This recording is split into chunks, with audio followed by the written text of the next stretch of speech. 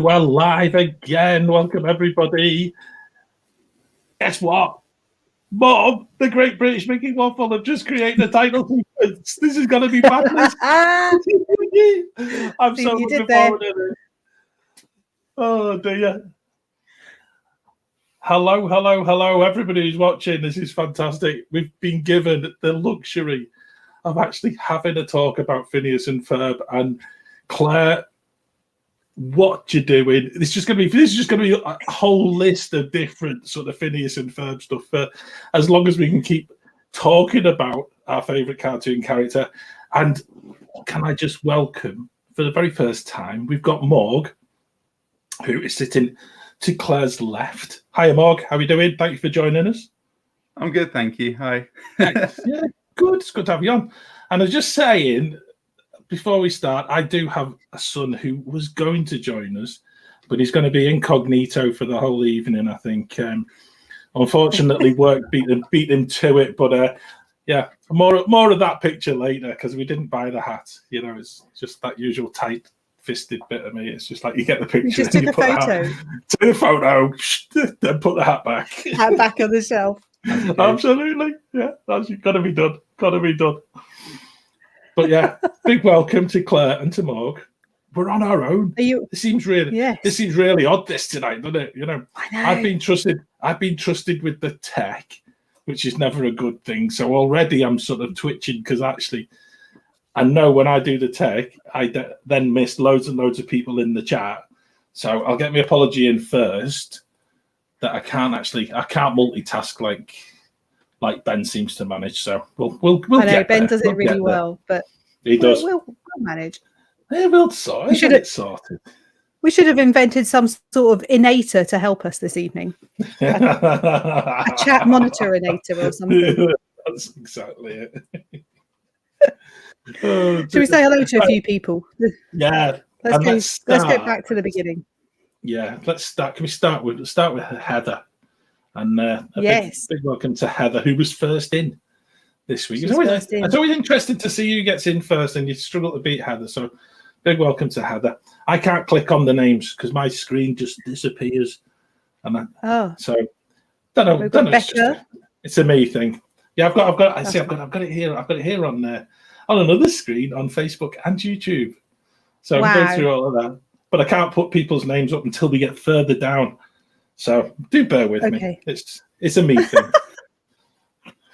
It's going to be one of those evenings, people. Exactly. We'll make it work. We've also got who else we got? We got Lisa. Hiya, Lisa. Good to join. Good for you. There we are. Good to see you there, Joan. Thanks for joining us. There you go. And we got Wendy. Yeah, I can do it. Yeah, there you go. That's good. Look at this. There you go. You see, this is it's called delegating. You see, you just sort of push the tech across on other people and just pretend that you don't know.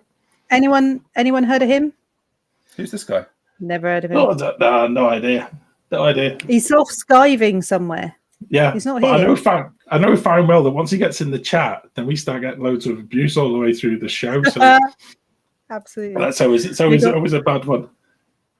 So we've got Christine. Christine, thank you. I can see that you've said you're here for half an hour. That might be more than you can deal with anyway. So thank you for joining us at all. And we've said hello to Wendy, but Wendy and Doreen is here.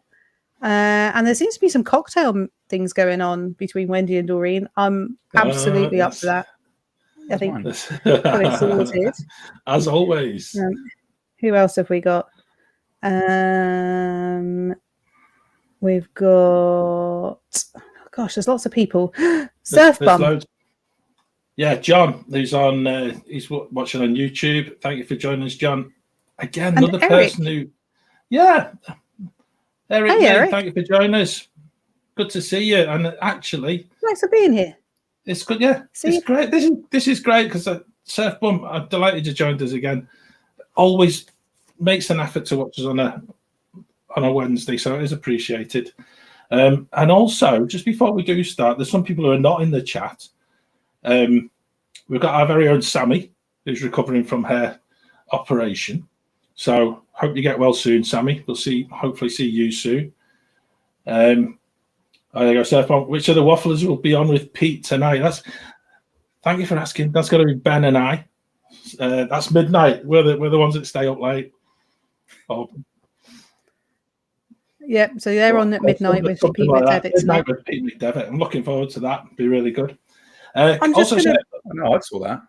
I'm just going to show Mark Sheffield. Mark, you do this to us every time. I'm jealous. We're always jealous of Mark's comments because he's always doing this every week. Yeah, that's not fair. Mark, thanks for joining us, even if you're in the queue for Space Mountain. That is so cool. That is. I can hear the music now in the background. Yeah. Ah, dear. Right, there you go. That's made my night now. We could just pack in. That's it. I was talking about people who are not in the chat and not in the queue for Space Mountain. A big thank you to Disney Dan, who sent us a message, because he actually got on the socials early last week when we said that we were doing this show, and his enthusiasm for Phineas and Ferb is something else. So he's on his holidays this week, so he won't be in the chat. But thank you for your message, Dan. It was much appreciated.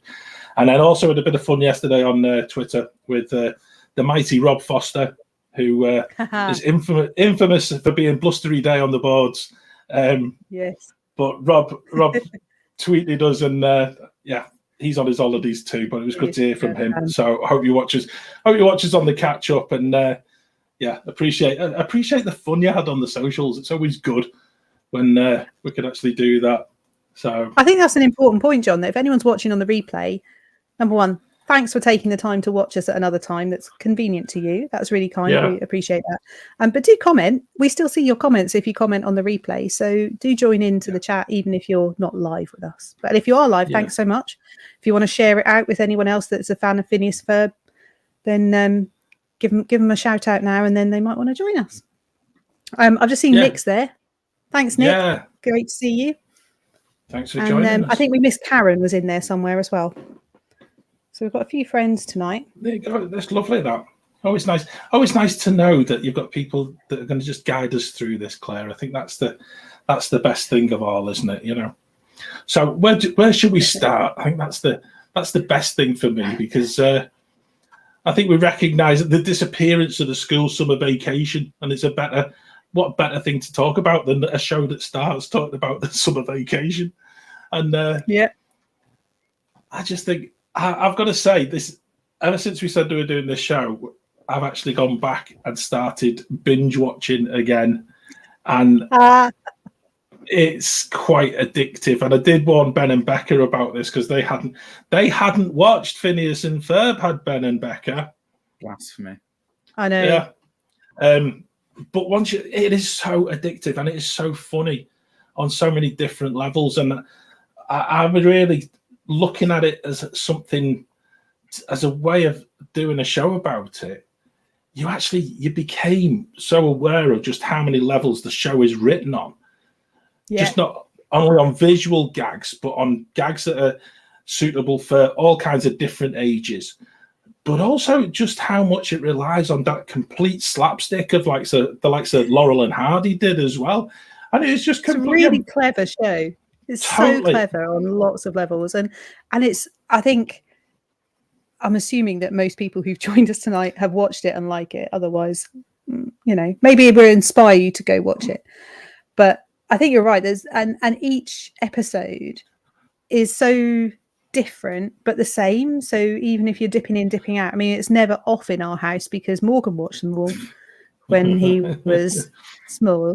I love it. And Millie watches it all, and she's watched all series. She's nearly 9, and she's watched all of them several times and loves them. And it's just always on in the background, because it's so easygoing. You can go back to it.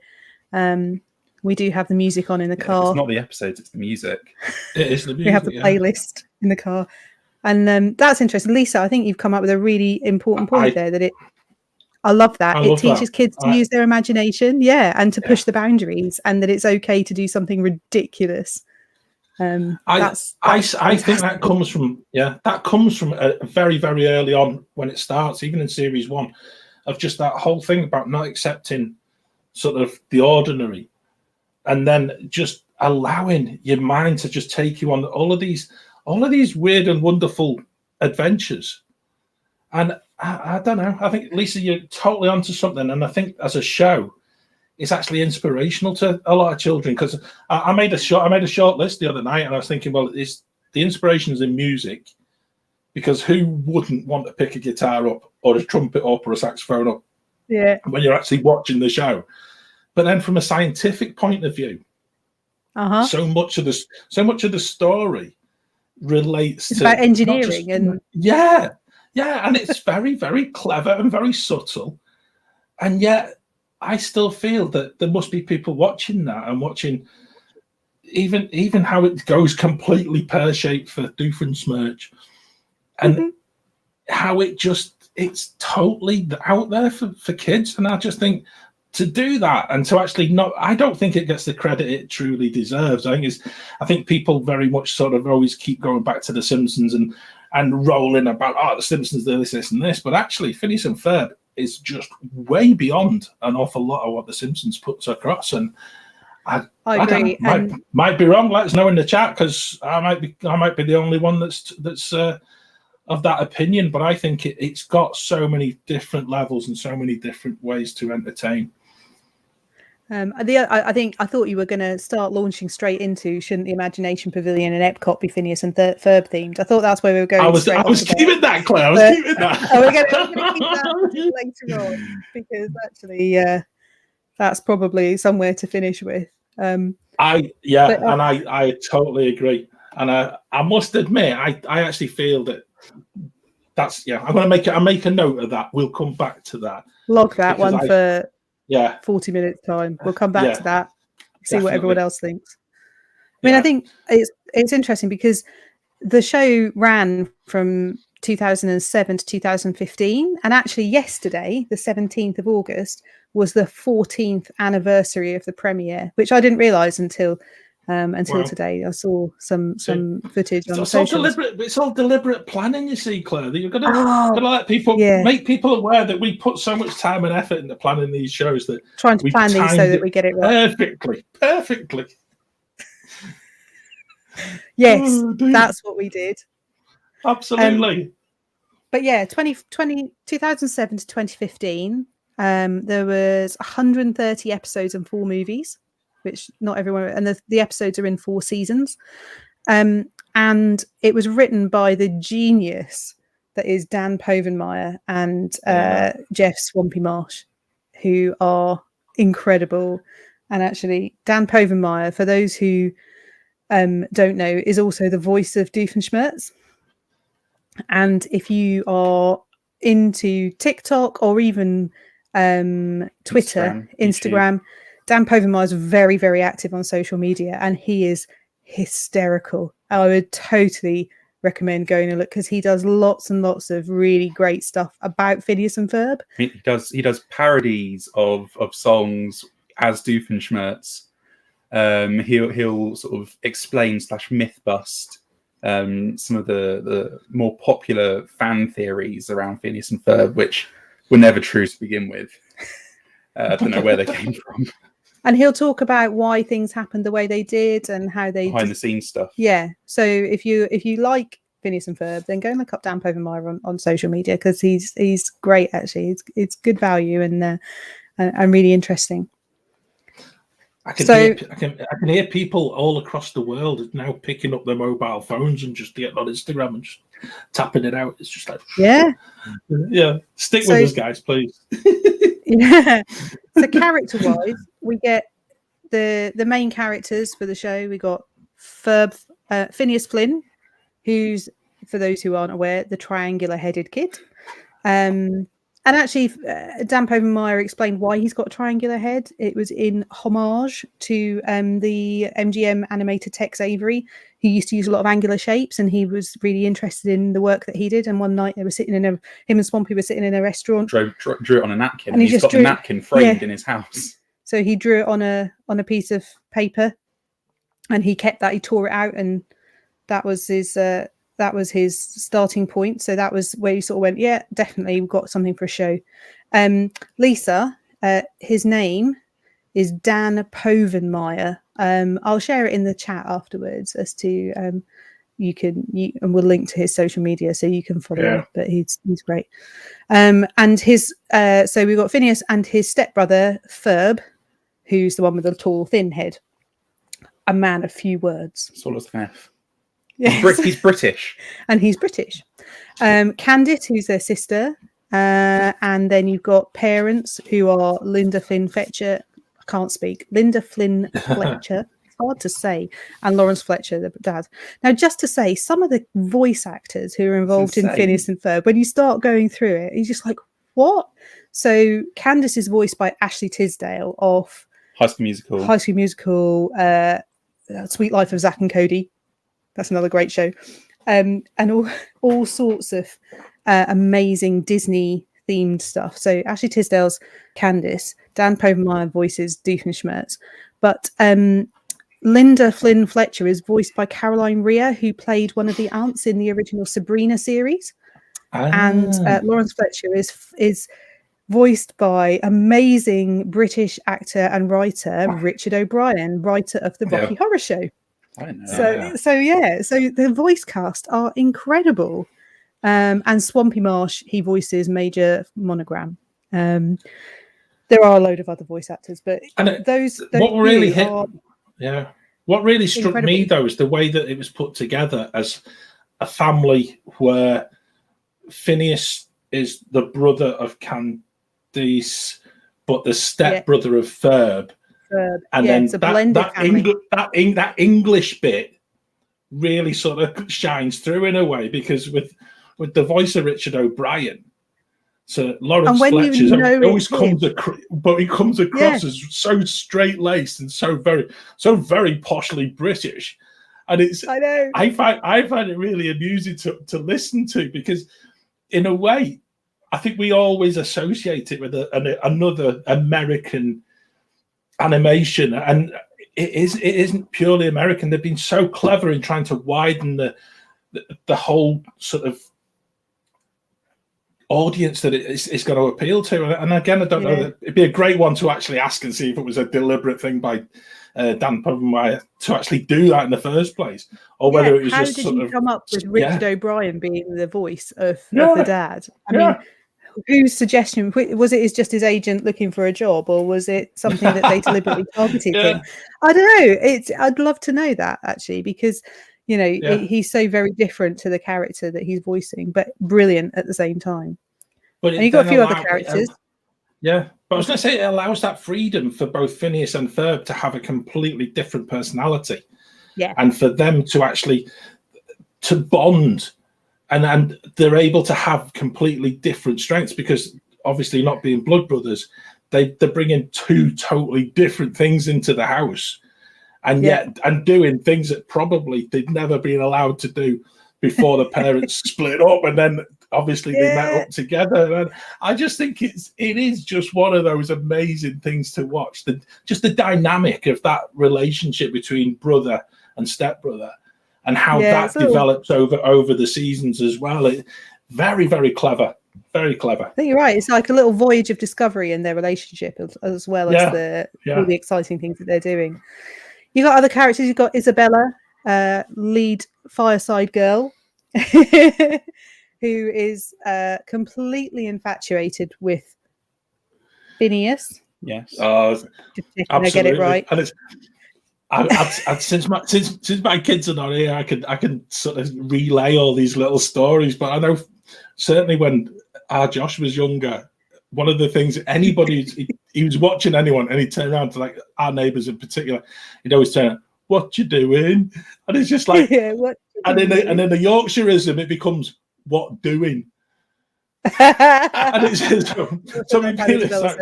so we do have family in Canada that purely still remember our Josh, who's 18 next week, by the way. Well, I'll come back to that one at some point.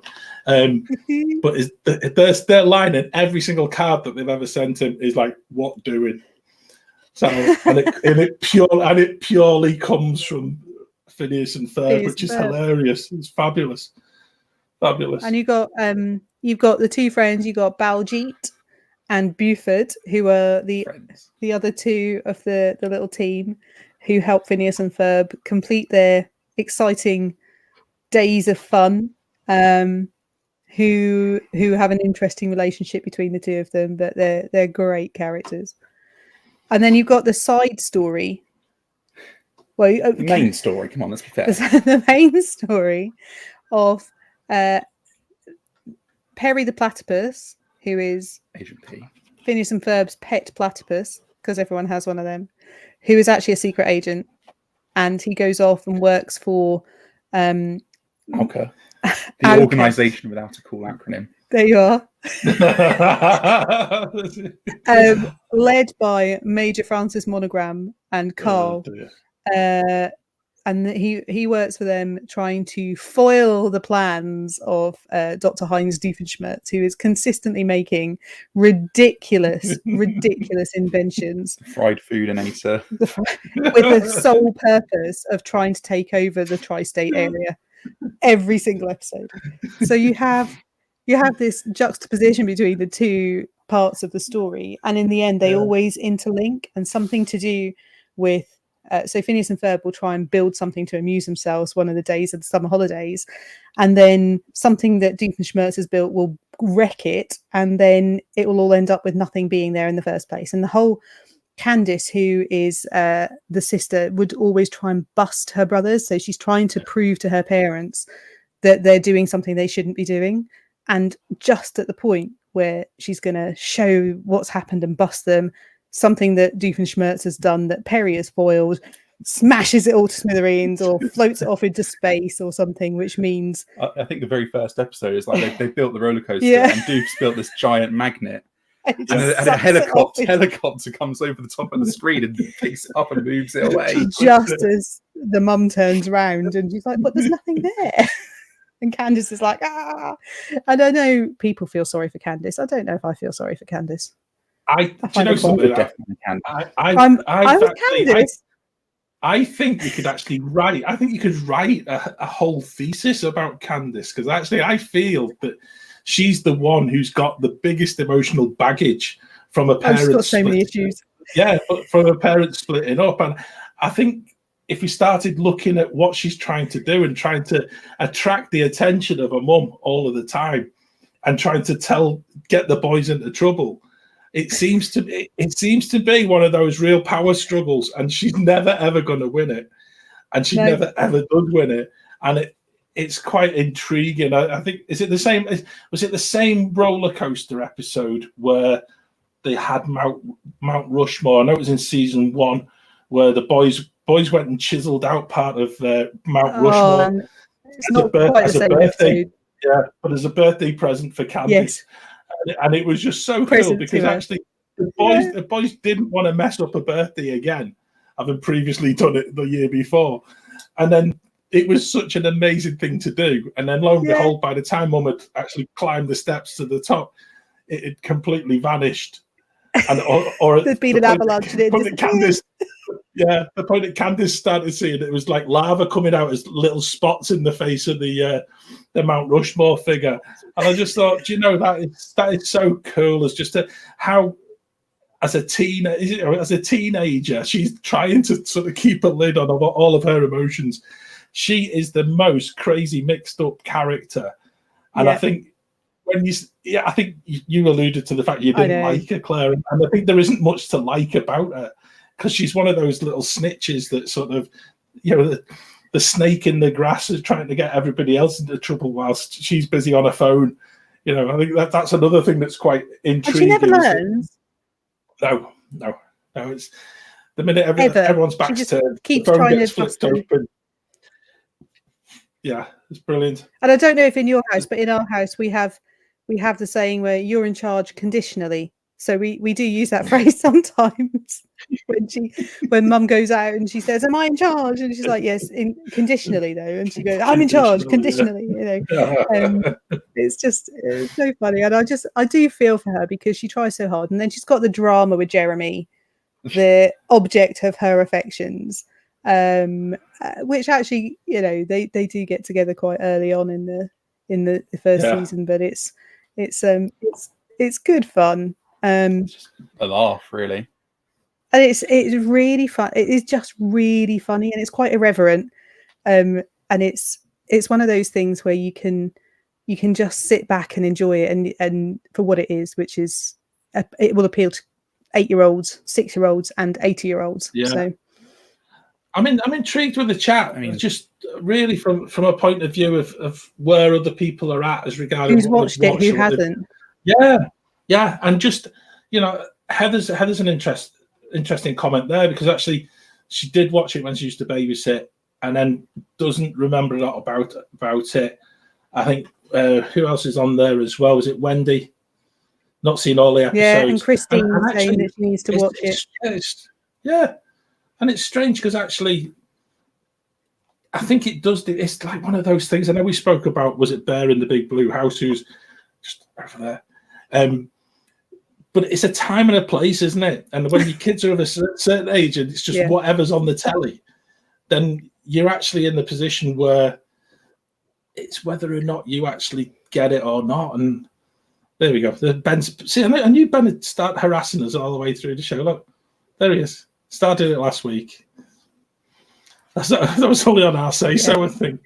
But it intrigues me because, it's one of those things. It's not something I don't think people you wouldn't deliberately go and choose to put it on. And I think it's one of those ones. I'm going back with Lisa as well, because actually that's perhaps where I started. Because I know our Joe preferred it more than Josh, simply because it just fits his sort of his mindset completely. Is much busier than the sort of things that Josh would watch. Thank you, Heather. Look at that. I'm gonna put Heather's comment up there. That's a whole nother show. That is definitely another show and a half. Because actually, I won't get sidetracked into that tonight. That would be bad. We could talk about Bear for a long time. We could. But yeah, it is about how it drags you in as an adult, because at times you then start to question as to the level at which some of the script at times, and how it actually your adult ears are like, hang on a minute, that's not very child friendly, and you're getting jokes that kids. Yeah, did I hear that? Kids do not get the adult jokes. There's so many layers to the jokes. Like you can get there's the Doof and Perry scenes with the slapstick, but I know I saw some stuff in an episode or when I was rewatching them, and it's like there's puns being said and stuff that you don't get if you were a late teenager adult. Yeah, and the layers to the jokes and stuff, it's mad. I think some of the stuff that Doof says is really, really funny, and it's so quick and it's so subtle sometimes that exactly, you've missed it, it's gone. But if you listen to what he's saying and you're concentrating, sometimes it's just so clever.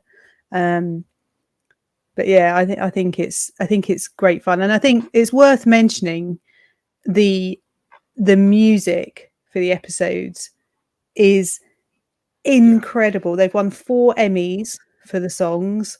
The latest film, Candace Against the Universe, it won a daytime Emmy for, I think it was voice acting and stuff, and story writing. This is a well, awarded show, and I think they've been nominated for over 50 different awards in the years that it was on and subsequently. It was such a well-wanted show. Like fans, we want more. But they made a new movie in 2020 when it finished back in 2015. That it was in such high demand. Yeah, this is it. And the music, there was over 600 songs written for the shows. That's massive. 600 songs for 330 shows. I can barely write one. Which is I think as well, and every single episode has at least one song. Yeah, and I read that they started from scratch, and it was just over the course of a production meeting on a Friday, and by the time they came and they recorded on the Monday, they just banged out the whole tune, and it was just a case of just getting together and just working it over a weekend and just trying to sort of exactly see how you could make a song. And it's just that simplicity and that complete just amazing way of putting a show together with the standard of music. Because if nobody's watched it, just watch alone for the music and listen as to how inspiring some of it is. It's amazing. I'm just getting distracted by the chat, I must admit. There's chat about Bear in the Big Blue House going on and the Goodbye song. Bear in the Big Blue House loving going on. Sorry. Another show. I think I've started it, yeah. I think Heather did mention about just going on YouTube for the Goodbye song. I think that's it. We're definitely up for a show on a Wednesday about Bear, so I'll leave it at that. Let's get back to Phineas and Ferb. Yeah, Morgan will be back for that one. Oh yeah, I'd need to get our Josh on as well. That's just like, yeah, we digress. As always. There's something funny going on with our camera. Perry's in focus and we're all blurry. Maybe that's how it should be tonight. There you go. You see, that's even funnier. I like it when things like that happen. It's just talking about the songs. Have you got any favourites, John? We've got a few favourites. You rattle down yours, because actually I can't pick out one that's just completely off the top of my head, because I just think I just go with the I was going to say I just go with the flow. Sorry, but I just go with the music for each one is just so funny. I just love it, and I just love the fact that it's just like Air Guitar City half the time. So, go on, I know. hit us with the ones that really hit home for you. Do you want to go first? Or? No, you can go first. Go on. I quite like I Ain't Got Rhythm with where the boys are trying to get Love Handle, the band, back together for their parents' wedding anniversary. And then Love Handle as a group in the entire show is just amazing. And they had one song. I'm trying to remember the name of it. It's like Work Your Way Back Into My Heart and stuff. And it's so funny. I'd forgotten about that. So one of my favourites is Disco Miniature Golfing Queen, which I love that whole episode where they're doing the mini golf competition with Stacey and Candice. I loved it. That's one of the songs I can listen to over and over. And also I love the episode and the music from the Swinter episode. Oh, wonderful. Yeah. Christine. Just say, see you, Christine. Thanks for joining us. Swinter's so much fun where it's... Yeah. Which way around is it? Because it's... Not Wummer. Swinter, not Wummer. And they build the beach, don't they, in the garden? No, that's Backyard Beach. That's Backyard Beach. That's the different one. So Swinter's where they have the snow. Swinter's when they build the massive snow thing because of the snow and cones. They all go snowboarding, don't they? And yes, I remember that. And they have what's the lad who's not Jeremy, the other boy? Jeremy's cousin. Yes. I can't remember his name, but I think they just call him Jeremy's cousin. Oh, it's just so much fun. I love it.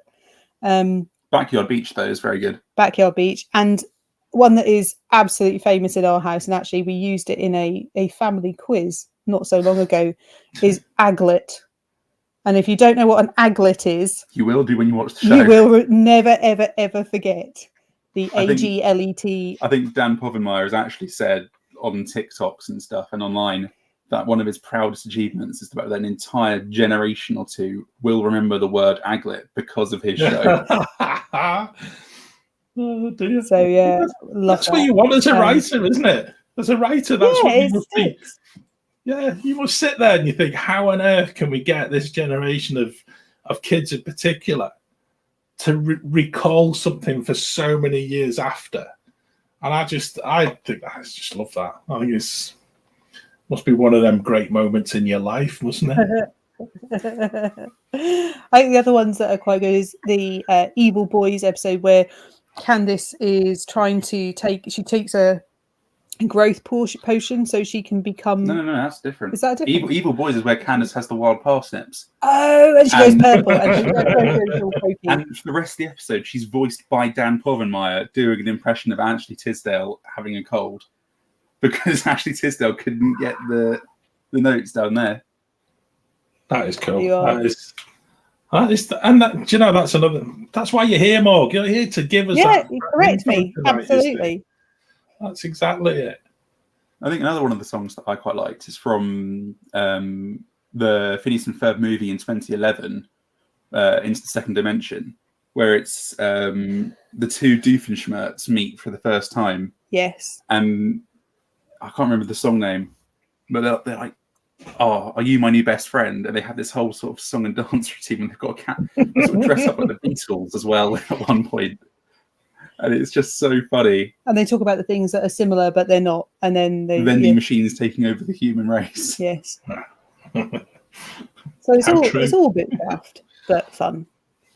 In terms of other episodes that are fun, there's the one I love. The Ready for the Betties episode, where Candice and Stacey, her best friend, they win the competition to meet the Bettys, which are this British touring girl band, and it's almost like what is it? It's they were a fairly rubbish Spice Girls kind of vibe. And the tour bus turns up, and it's a little old bloke in a van, and they think they're going to have this amazing thing, and basically they get shoved this big sack of fan mail they have to go through, and eventually, of course, they help write the song that makes them famous again. But the music in that episode is so much fun. It wasn't a Simon Cowell moment there, was it? Yeah, there was. Yeah, there's a few cameos in there.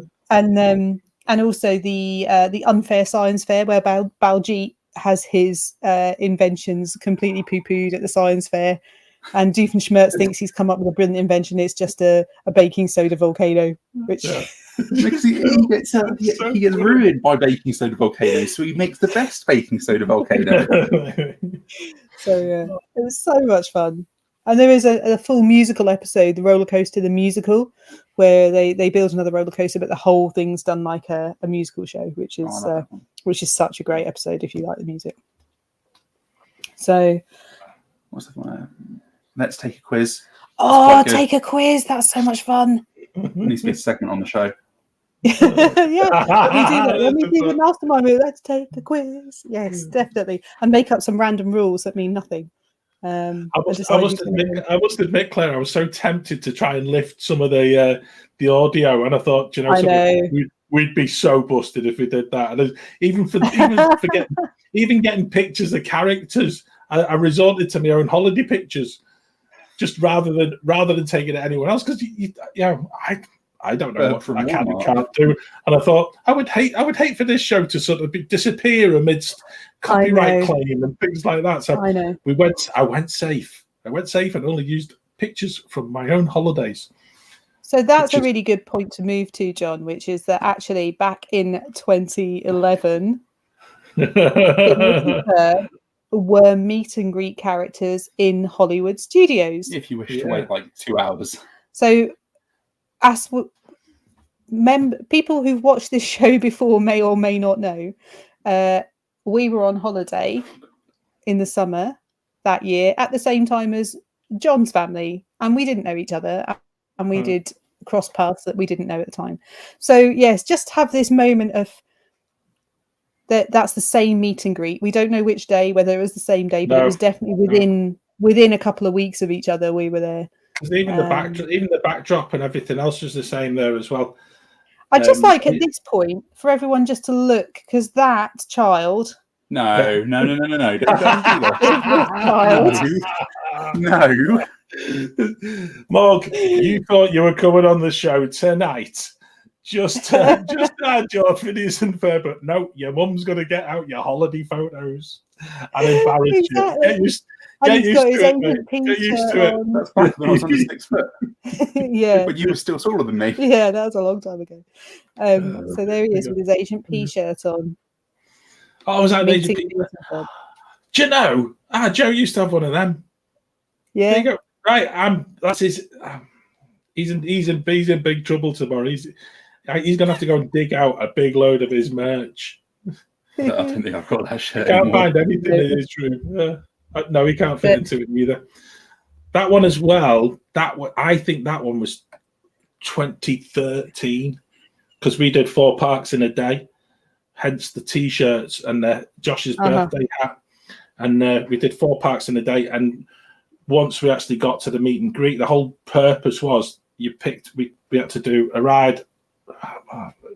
You know what 4 parks in a day becomes like? It's a ride, an attraction, a ride, a meet and greet, so that we could get a signature on the I think it was hats. Or we've got beyond that. I think we're on. I think that year we were on Vinylmations and stuff like that, and getting them signed.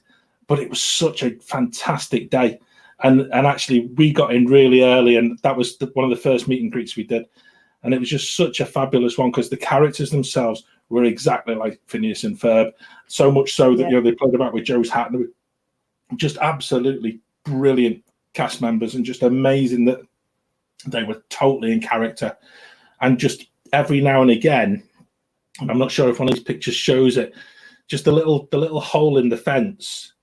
Yes, You can see it. Hole If in you the look at my fence. photo as you well. can see Agent P on Morgan's that photo. one there. You just get Yeah. Agent P just sneaking in the picture. And then he popped up behind the fence, didn't he? Just brilliant, absolute genius, and just such a fantastic way of making even the queue time while you were waiting just sort of bearable, because you were watching people having the pictures taken, and it was and the bit where you had the picture taken was such a hot place as well, because it was just like red hot, and the That's what I was buildings going to on say. each side, it was just Regular friends of the Great British Mickey Waffle will know that I'm not a big fan of queuing for meet and greets. Yeah. And it's probably, I would say that's the meet and greet we have queued the longest for ever in any sort of Disney park. And I think we queued for 90 minutes for you to meet Phineas and Ferb. Well, look, And it was hot. I laid the blame there clearly on Morg's head. Totally. Definitely. And we were going for, I think I remember it really clearly because we were going for lunch at Mama Melrose afterwards.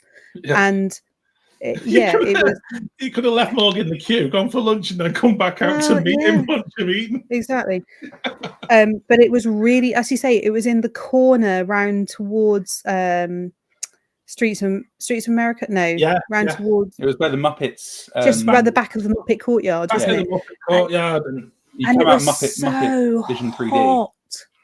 Yeah, it was like unbearably baking in that little corner, and it was just a switchback. And I remember melting, waiting. It wasn't there. Well, it was worth it. It was worth it completely, and they actually kept busting out the music as well, which was even better. So you were entertained, and it's just. And everyone in the queue was excited about Phineas and Ferb, which was fun. So. Yeah. But it's one of them parts of the studios that people now are just like, it's completely gone, completely forgotten about. You used to get that meet and greet. You also had the Cars one as well. Yeah. Just as you went further around towards. And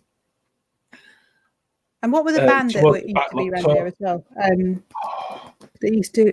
That was going to irritate me. Somebody in the chat, remind me. What was the name of the band that used to play around? Definitely need that. It's going to really make me cross if I can't remember.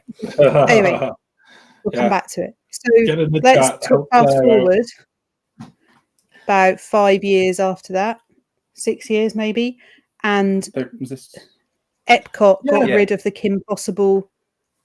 They had a Kim Possible Round the World showcase game. Kim Possible, and they replaced it with Agent P's Adventure. Agent P's World Showcase Adventure, which was absolutely amazing. I could not do it.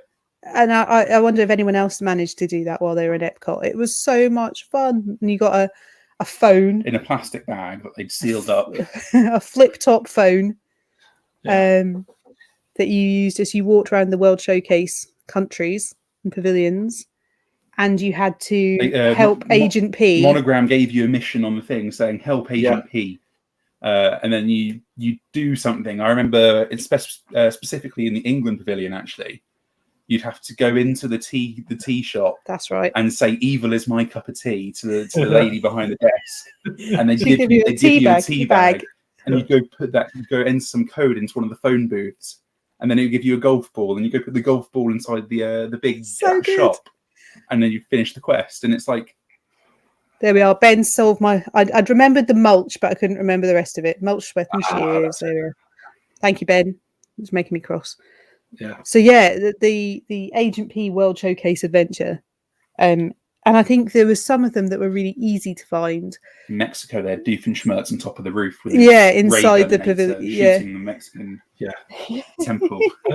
If you sat down for lunch in the Mexico pavilion, and then every 5 minutes. And it was it was brilliant. So did anybody else in the chat do that? But so Wendy's saying she remembers seeing it but never played it, and I think most people, by the time you'd realise what people were doing, it was probably too late to pick up the handheld device because it was back on the bridge between Future World and World Showcase. Yeah, I had one as you enter from the between England and France as well. Oh, Yeah. yes, they There was did. They had one there at the was International yeah, Gateway. They did, That's yeah. odd. There you go. There you There are. you go. Dan remembers. Oh yeah, Was in a kayak in water at the back of the pavilion. I don't remember Yeah. that. And I think it goes under the bridge. yeah, I don't remember that. There's I another. wonder. There was another. That's a brilliant one, Dan. I love that. There was another one in Germany where, if you kept watching closely enough, Agent P would just pop up above the top of the parapet of the castle sort of facade, and it was just brilliant. And I've got a picture of it, and if I find it, I'll put it in the Wafflers Arms, because I do remember the German one. it was such an amazing one, and you just like. You would stand there just willing another person to come and play Agent P. That's the one with the train set, isn't it? The train set, and there's another one with the train. And you have to press the button and it goes. And just absolutely, the whole thing was just so interactive and so engaging, you know. And I think as well, from a kid's point of view, correct me if I'm wrong, Morg, but we allowed my kids of an age where they're not interested in exploring the pavilions around Epcot. A bit like Sammy, you know. It's just, but hey, we won't go there. But they wouldn't have been interested, and actually, to get them to do something that was so interactive, it made us as a family go and explore parts of Epcot that you totally wouldn't do. And you know, even you had to go in and look for things. The very back of every single pavilion, there was something. Yeah. You know, I'm thinking even in the British pavilion, there was the one where the old Winnie the Pooh meet and greet was. There was a window right at the letterbox at the very far end, where you then posted. I think you posted your telephone at the end of your adventure. Yeah. I think Dan's hit it on the head as well in the French pavilion, where you had to walk into the park at the very far side of the French pavilion, where they started doing the Ratatouille stuff. Yeah, that used to be part of the Perry thing as well. Yeah, I just think. So I told you, this is Ben's frustration coming out. Oh, there we go. It's just yes. There we are. We want the Phineas and Ferb chicken nugget adventure. Chicken nuggets. It was such a shame that they actually got rid, because what they'd actually done is they'd invested in the technology to actually take it from being a handheld sort of cast member gives you this device. But you could just do it on your phone, couldn't you? You did it on your own phone, and you were able to interact and use the Wi-Fi around Epcot. And to actually just do away with it, I felt it did such a disservice in a way. And I felt that. I agree. I felt that it left a gap, and I don't think it still has a gap. I think it hasn't. Still there. You can just turn it on again. It hasn't been replaced, unfortunately. No. And I think there's been lots of discussion about it should be replaced with something more modern. I mean, we could talk Milo Murphy's Law and the fact that it's a direct sequel to Phineas and Ferb. For those who haven't watched it, it takes place in the sort of the autumn after the summer that never ends. And in season 2, Perry, Doofenshmirtz, Monogram, and Carl all come in as major characters for that season, and Doofenshmirtz tries his hand at being good. Yeah. So I think Doreen's onto something here. I think this could be another show taking stuff away. Things that go. Sorcerers of the Magic Kingdom as well as another one. That's not away. And I find it odd because this wasn't costing them anything. Yeah. We're taking them more to get it away with, rather than. Especially the fact that people could do it on their phones. It dragged them into World Showcase, makes you walk around and have a look at things you weren't seeing, probably buy another drink, because it's like, let's face it, it's like a million degrees around World Showcase in the middle of summer, isn't it? There's no shade at all. So it's I'm sad that they took it away. I'm just going to do a shameless plug for Pete McDevitt as well. Thanks, Pete. Appreciate you actually joining us tonight. Didn't realise you were in there, and I'm glad you've enjoyed. See you later. Enjoyed a bit of madness, but anyone in the UK who's staying up late tonight, Ben and I are on Pete's show at midnight, which is 7 only. It's only 7 p.m. in the US, so hopefully we'll catch up with some of you there as well. If you haven't had enough Vicky Waffle today, you can have some more later on. Yeah, it's on Pete's channel later on. So it's on YouTube. So John, the idea that we parked earlier on Yeah. and put a pin And in it. It's actually taken us nearly 50 minutes to come back to that as well. And I still think that I wonder if the whole of the Phineas and Ferb sort of production out with the films, but as the TV show came to an end, I wonder if that was maybe Disney Parks deciding we can't invest any more in this product. And I actually felt it was at a time where we had the chance of actually seeing Phineas and Ferb, and I think it was widely rumoured at the time of how you could actually reimagine the Imagination Pavilion.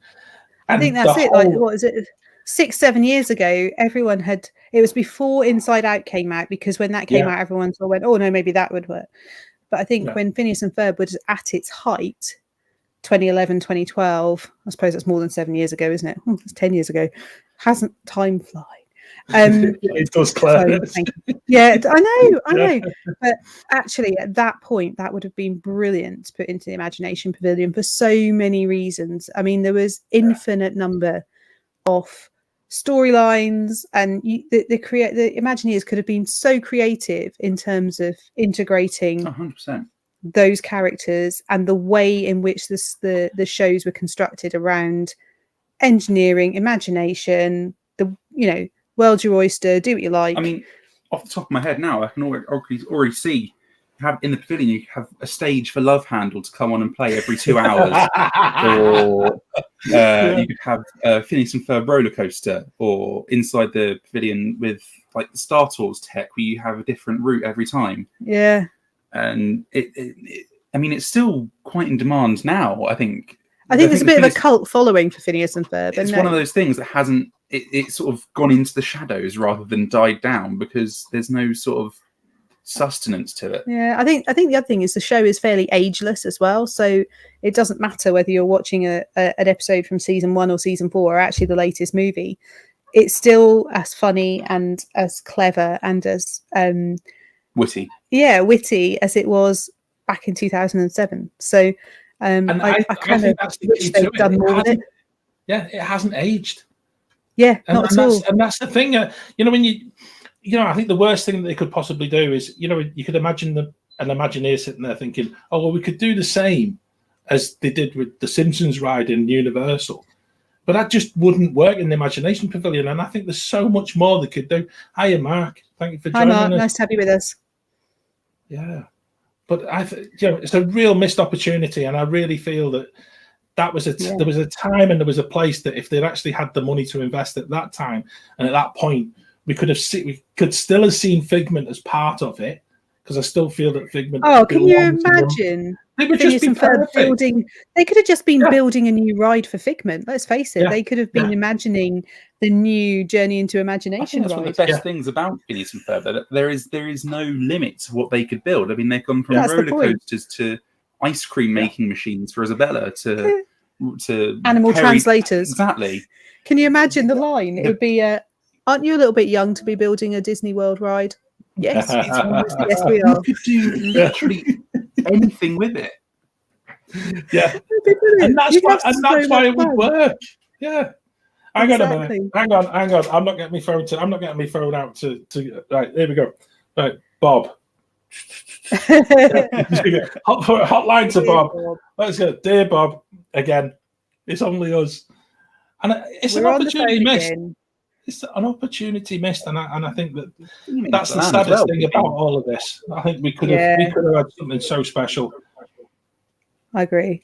Build Danville and Epcot. Yeah. You can have the Doofenshmirtz Tower. Oh my goodness. Doofenshmirtz Tower of Terror. Ooh. Now we're talking. We just wouldn't have been get Guardians of the Galaxy. And it goes wrong. Later goes wrong and it drops down. Brilliant. There we are. We've got the new theme for Tower of Terror. That's it. Perfect. Sorted. Definitely. Oh, do you know what? It's been so much fun talking about Phineas and Ferb. I could genuinely talk about it all night and each episode, and we can dissect them and laugh at them.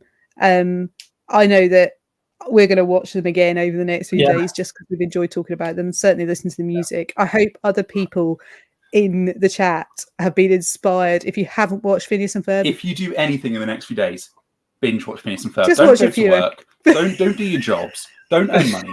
Watch Phineas and Ferb. you know that's not how life works. But it is for me. Get university. Phineas and Ferb.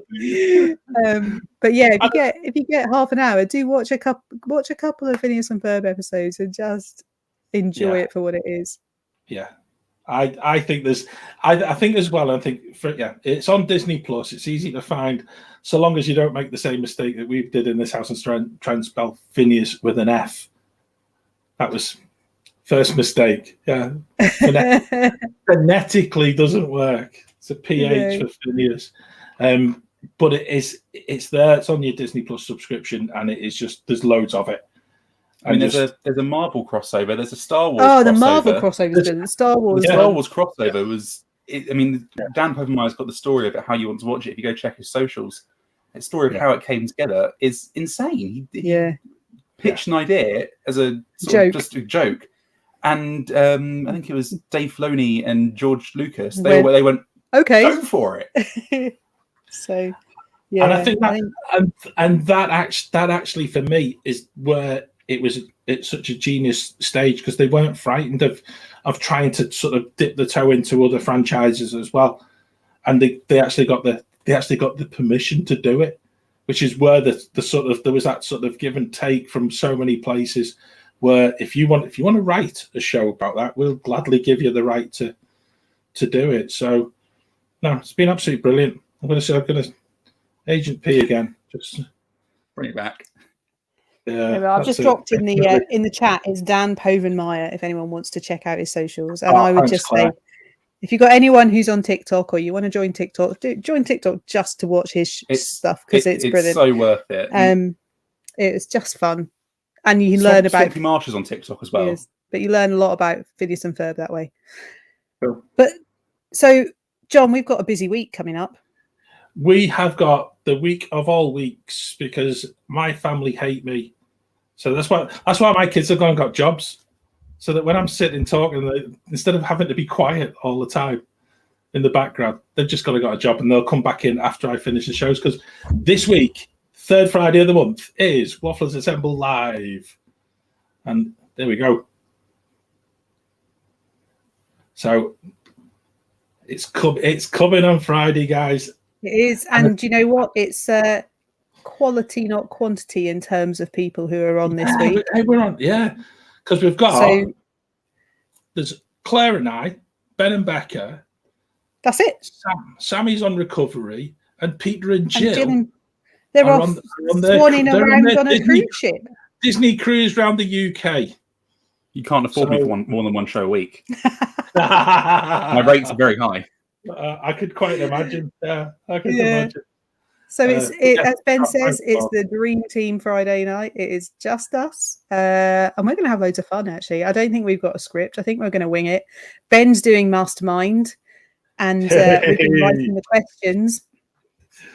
I hope you've been revising, Ben. That's all I'm going to say. Absolutely. And so I think we've got what we got. We've got Wafflers Roulette. Which Waffler was it anyway? And then some Lucky Nugget news on Friday. Yeah, we're going to catch up with some of the news from the parks as well. There's been a lot of news actually. So much going on again.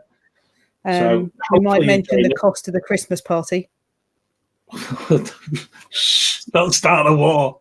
Don't start. And what else have we got going on? So you're on Pete McDevitt's show tonight. Yeah.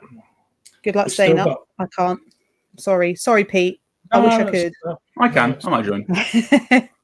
And then we have got the just to remind people, we did have a first of the month podcast come out where we talked about Peter did his Come Disney with me, and then we talked about what did we talk about? We talked about it's so long ago.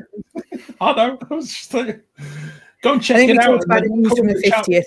Yeah. Come and tell us in the chat last week what you listened to on our podcast. We talked about all the other news from the 50th that we couldn't fit in last month, is what we talked about. Yeah. And there's so many things happening in Walt Disney World on the 1st of October. It's just absolutely crazy. And some things have happened already, weirdly. So some of the stuff that we'll talk about Friday night that was meant to happen down there. Oh, Ben is prompting us. Yes, so on Instagram and Facebook. Oh, I was going to mention.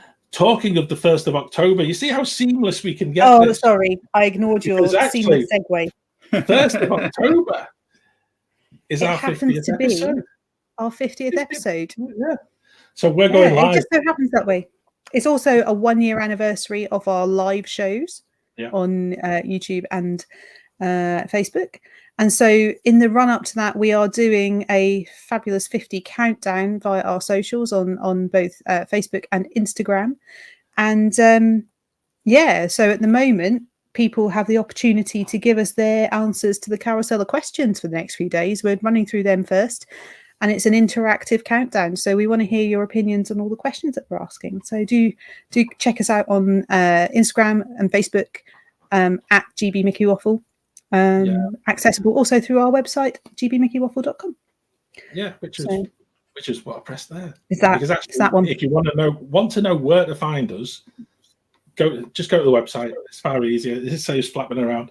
But some of that stuff on Instagram has been really intriguing. Is actually because we're doing the carousel of questions, which we did such a long time ago personally. Oh no! We're now chucking in different answers. So we're actually. I've been watching, guys, and everybody's putting different answers in. I think we need to go back. Oh, there you are.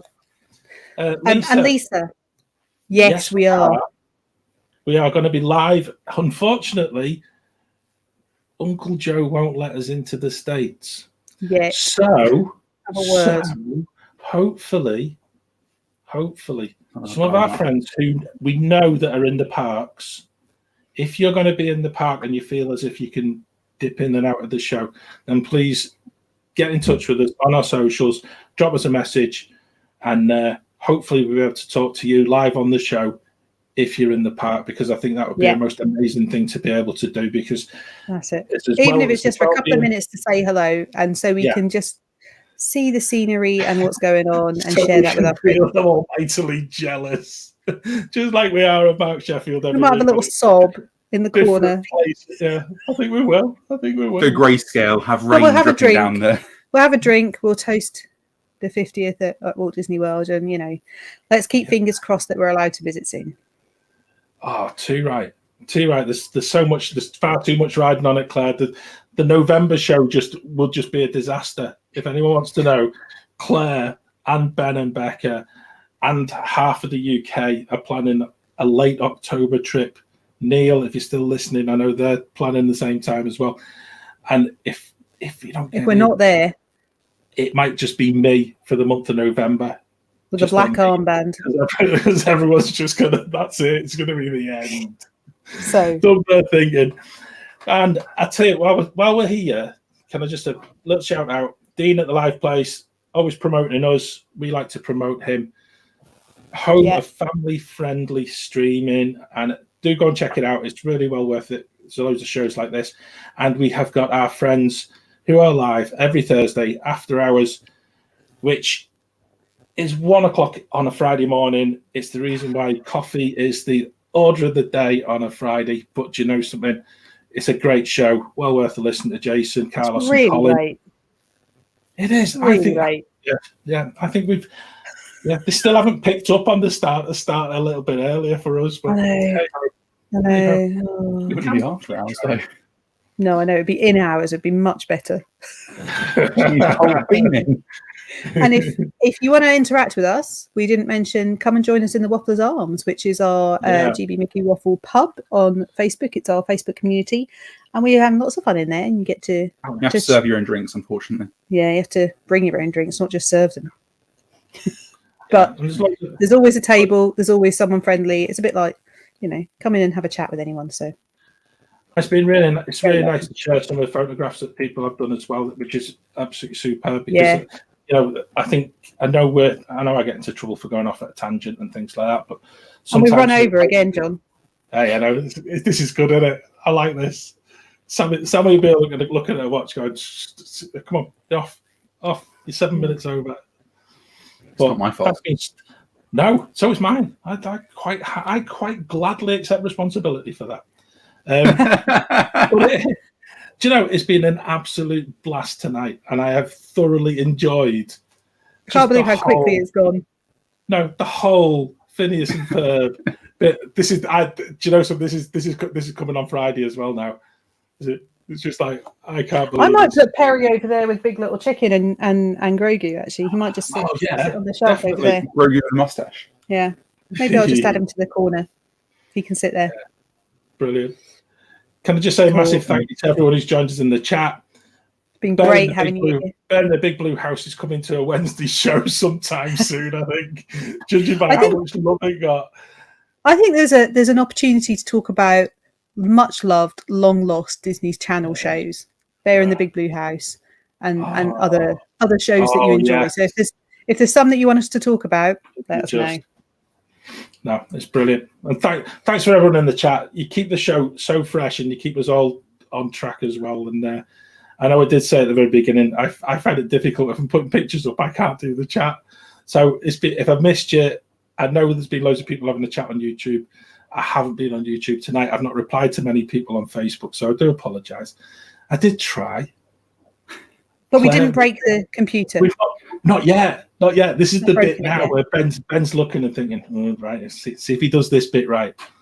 Anyway, I'll tell you, is it next week? Got to plug next week. I think it's Disney Springs Dining. Is it? I don't know. Don't have to be, I'm just going to be hungry. Yeah. Somebody popped a little. See, look at little thing like that into the list of pictures. Got popped in this afternoon. So if it isn't that, we'll let you know on the socials. Springs Dining. I know. Wow. Yeah. We need more than an hour for that. Oh, it's gone. Is it gone? Yeah. Since when? Homecoming. Boathouse. Yeah. Since when? Jock Lindsay's. There's too much to talk about. Even Raglan Road. Don't for a pint watch Hungry. That's all I'm going to say. No. So we should go. People have got things to do. They've got to go and watch Phineas and Ferb. And they've got to watch us on Friday night as well. And tonight at midnight with Pete. Definitely. But thanks for watching, everyone. It's been an absolute blast. And Morg, thank you ever so much for joining us tonight. Is it? Hold your applause. Thank you very much. I've loved it. Thank you.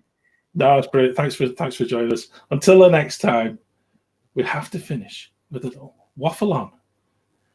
And you're so busted. Couldn't resist. Cheers, guys. We'll see you soon.